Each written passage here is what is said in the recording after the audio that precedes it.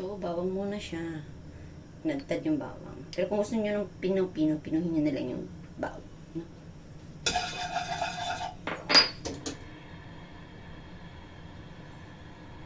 Simpleng dish lang ito ng Chinese. So, ito i-prepare ng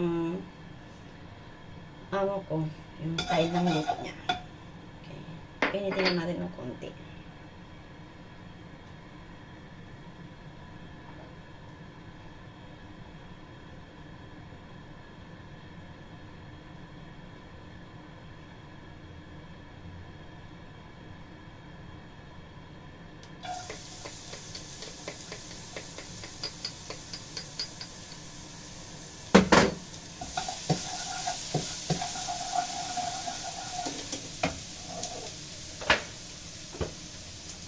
So, ito yung, karne siya. Hiniwa-hiwa ko. Pork chop siya, pero, yung pork chop, hiniwa-hiwa lang siya. Tapos, nilagyan ko ng konting asin.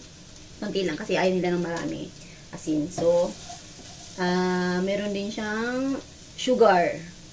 Sugar, and then cornstarch. Yun lang ang marinate niya. So, yun lang.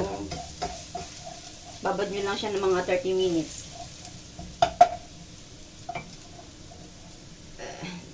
Tignan natin siya.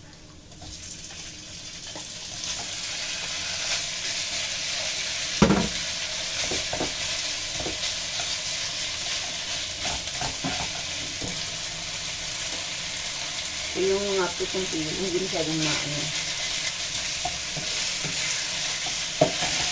Halo-haloin lang po natin.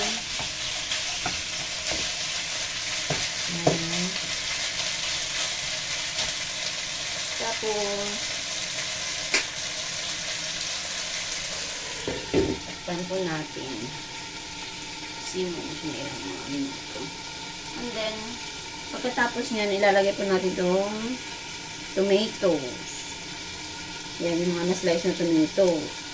Tapos, maglalagay din po tayo mamaya ng ketchup na tomato ketchup. So, yan po. Yan lang po yung ingredients ng lulutuin ko, no? Napakasimple lang ang luto ng Chinese. Napakadali. Sobra. Mas, pa nga yung mga food yung Pilipino, marami siyang mga ingredients na ilalagay. Kumbaga, complicated. Pag hindi mo matansya, ibang lasa. Ito kasi, kahit basta kunti lang yung asin. Ayaw nila ng maraming asin. Laki daw sa kanila yun. Okay. Yan.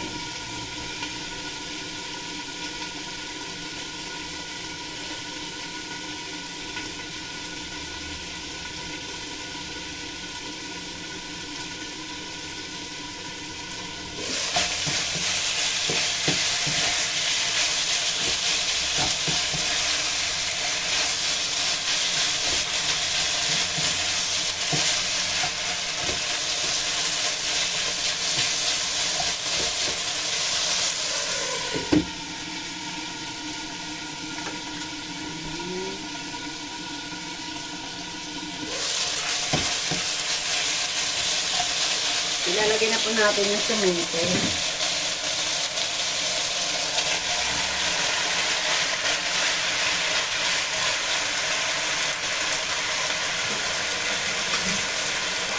Nilalagay lang po tayo ng konting tubig, yung lang, napaka-kunti lang talaga.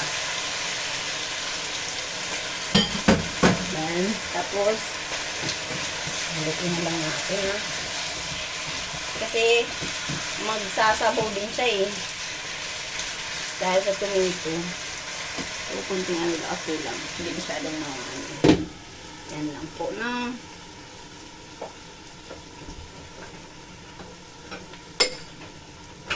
So, yung mga hindi masyadong mahilig sa maalat, pwede sa inyo to. Pero kung magusto nyo maalat, alatin nyo na lang. Lagyan nyo na lang kasi marami. Ito, konti lang. Kasi ayaw nila ng maalat. So, asan yung kinain ko? Ito pala yung ko. Kinagatan ko. Ano ba yan? Ba't napunta dito? Sorry naman.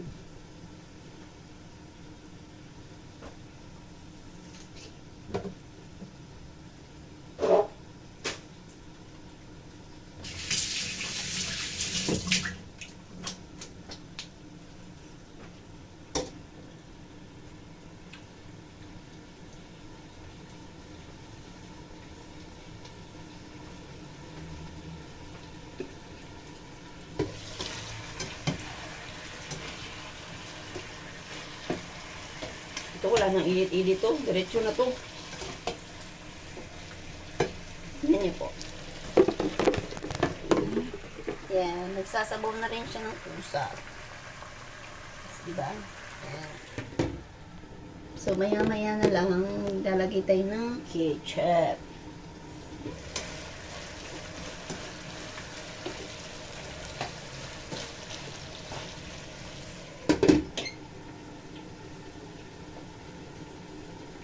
Pero sometimes, naglalagay ako ng oyster. Pag dinupak ako. Oyster, yan. Pero since ayaw naman ang amo ko doon na maglagay na ng oyster, so, wag. Tanungin talaga maigi si employer kung ano yung process or anong style ng luto nila or prepared ba sila sa style ng luto mo. Itong dish na to, actually, hindi niya tinuro to. Kundi pinakita niya lang sa akin yung nasa isang recipe na nasa YouTube ba yun? Or ewan ko saan ba din. Basta sinend niya na lang sa akin sa WhatsApp. Tapos yun ang ginaya ko. Tapos nung tinikman nila, pasok naman sa panlasa nila. So, yeah. Nung umpisa, hindi ko talaga gusto kasi, ano siya, matabang. Sobrang tabang. Masarap siya. Malinamnam, pero matabang. Siyempre tayong mga Pilipino, mahilig tayo sa maalat. So, ito, napaka konti lang. So, hindi na ako maglalagay ng asin kasi since na-marinate ko na yung karne ng asin. So, kunting-kunti lang talaga yung marinate niya. Tapos yung asukal niya, tatlong ang tawag nito? Tatlong kutsara na sugar. Bali, yun na lang yung pampalasa sa kanya. Tsaka yung cornstarch naman, isang sa akin, isang kutsara, parang ganun. Tinansya ko lang siya. Depende sa inyo kung gano'ng karami gusto niyo ng cornstarch, o gano'ng kalapot, o gano'ng ano yung gusto niyo. Ganun. So, ito. So, maglalagay na ako ng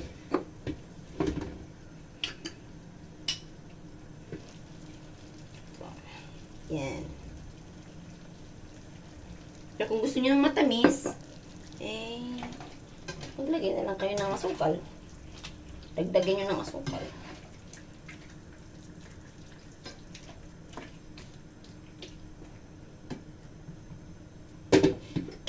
Yan. Anuhin niyo na lang siya hanggang sa kumulo siya ng kumulo. Yan. Hanggang sa matapos. Ganun. Ito yung pagluluto na ito. Ayan, pagkatapos nito, magluluto naman ako mamaya ng choy sam. Yan. Yung hindi nakakaroon ng choy sam, is yung parang siyang pechay ng maliit. Kasi ang pisa, di ko alam yung choy sam na yun. So, ito siya. Ito si choy sam. Pakukuluan mo lang siya ng kunting asin, tapos lagyan mo ng kunting mantika para medyo shiny siya, ganoon. Yan, yun lang. Ahain mo na lang siya.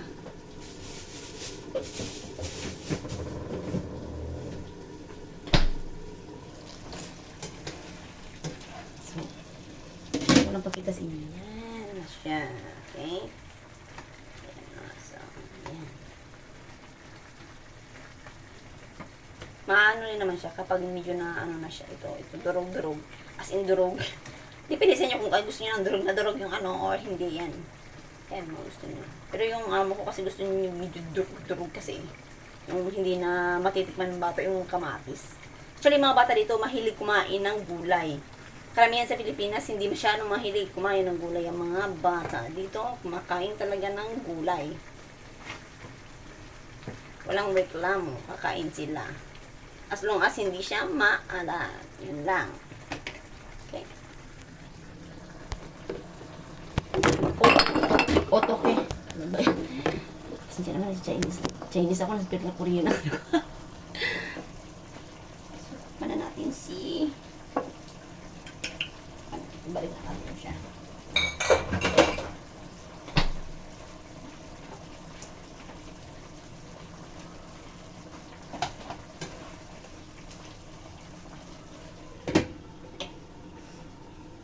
I believe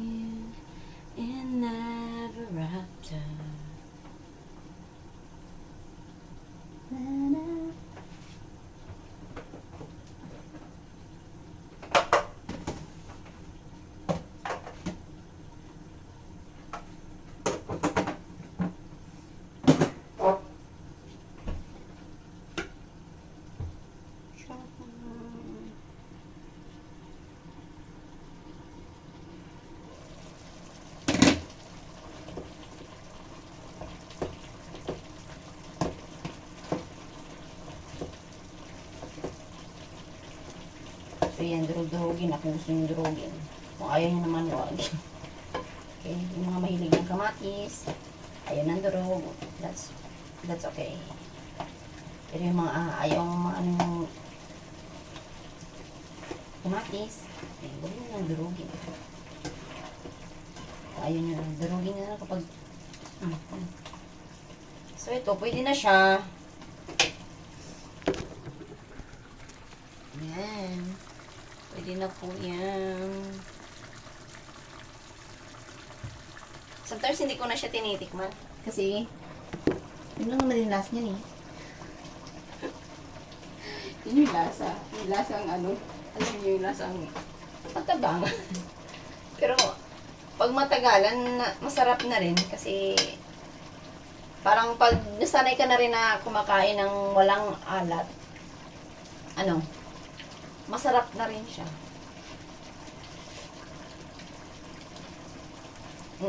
Pwede na siya. So, tapos na po yung aking luto. Yes.